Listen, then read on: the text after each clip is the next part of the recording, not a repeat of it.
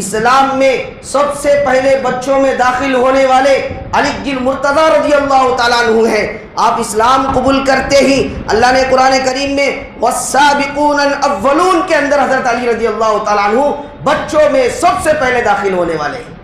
محترم سامعین، آپ کو تاریخ معلوم ہی ہوگی، اسلام میں عورتوں میں سب سے پہلے اسلام قبول کرنے والے اللہ کے رسول صلی اللہ علیہ وسلم کی بیوی حضرت خدیجہ الکبریٰ رضی اللہ تعالیٰ عنہ ہے۔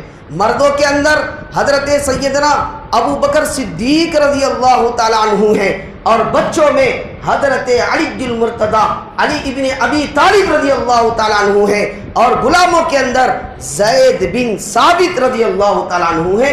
یہ چاروں اسلام میں سب سے پہلے اسلام قبول کرنے والوں میں۔ قرآن کریم میں اللہ نے جب ہجرت کر کر مدینہ گئے، اللہ نے یہی فرمایا، یہ صحابہ یہ مت سمجھو یہ لوگ کی عظمت، ان کی فضیلت، اللہ نے قرآن کریم میں فرمایا والسابقون الاولون، یہ پہلے ایمان لانے والے ہیں، یہ پہلے اسلام میں داخل ہونے والے ہیں، لہذا ان کا عزت و احترام تم پر لازم ہے۔